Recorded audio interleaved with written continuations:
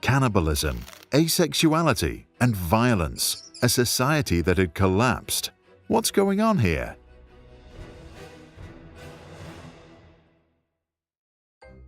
In 1972, John B. Calhoun detailed the specifications of a utopia designed for mice, built in the laboratory. Every aspect of Universe 25, as this particular model was called, was designed to cater for the well-being of its rodent residents, increase their lifespan, and allow them to mate. There was abundant food, water, and nesting material. The universe was cleaned regularly. There were no predators. The temperature stable. Paradise. Or maybe not. 4 pairs of disease-free mice selected from the National Institute of Health's elite breeding colony moved in on day 1. It took months for the rodents to familiarize themselves with their new world. Then they started to reproduce, and the population increased exponentially, doubling every 55 days. Those were the good times in paradise. Past day 315, more than 600 mice now lived in Universe 25, rubbing shoulders on their way up and down the stairwells to eat, drink, and sleep. Population growth slowed. Young ones found themselves born into a world with far more mice than meaningful social roles. Males faced a lot of competitors to defend their territory against. Many found that so stressful they gave up. Normal discourse within the community broke down, and with it the ability of mice to form social bonds. Lone females retreated to isolated nesting boxes on penthouse levels. Other males, a group Calhoun termed the beautiful ones, never sought sex and never fought. They just ate, slept, and groomed, wrapped in narcissistic introspection. Elsewhere, cannibalism, asexuality, and violence became endemic. Mouse society had collapsed.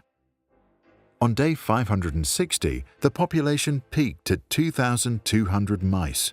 A few mice survived past weaning until day 600, after which there were few pregnancies and no surviving young. As the population had stopped regenerating itself, its path to extinction was clear. The mice had lost the capacity to rebuild their numbers. Many that could still conceive, such as the beautiful ones and their secluded singleton female counterparts, had lost the social ability to do so. On day 920 was the last conception. The last mouse died on May 23, 1973, 4 years and 10 months after colonization. Calhoun later said that the creatures had died 2 deaths. The first was that of their spirit and their society. The second death was that of their physical body. It was not the first time the ethologist had built a world for rodents. Calhoun had been creating utopian environments for rats and mice since the 1940s, with consistent results. Overpopulation leads to explosive violence and hypersexual activity, followed by asexuality, self-destruction, and extinction.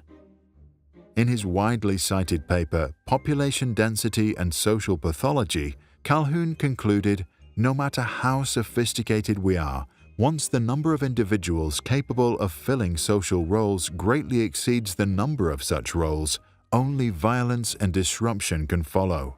He then referred to a phenomenon he called behavioral sync. Behavioral sync is our desire to be in the presence of others, to be conditioned to seek to be near others, and to be drawn to the crowd, in spite of the conflicts that this can generate. Drawing from Calhoun's popular research, social scientists started to call for restrictions on reproduction as the only possible response to the world's rising population. Calhoun himself was more optimistic about our future. He argued, as our physical space declines, we are forced to extend a conceptual space, our network of ideas and technologies. Later in his career, he turned to possible solutions and began to build creative universes that minimize the ill effects of overcrowding. What are your thoughts? Is overcrowding a danger for mankind, or does it only affect rodents? And if so, what can save the human psyche? Avoiding eye contact in crowded places is one strategy, but is that enough? To read more about Universe 25 and its cultural impact, read the paper of Edmund Ramsden and John Adams. You'll find a link in the description below.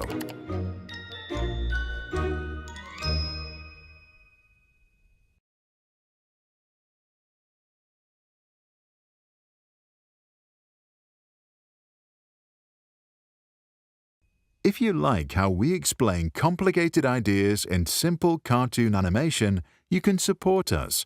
Visit patreon.com/sprouts. Just visit us, learn how it works and what's in it for you. We hope to see you there. And if you are a parent or educator, check out our website, sproutschools.com. There you can find this and other video lessons, additional resources, and classroom activities.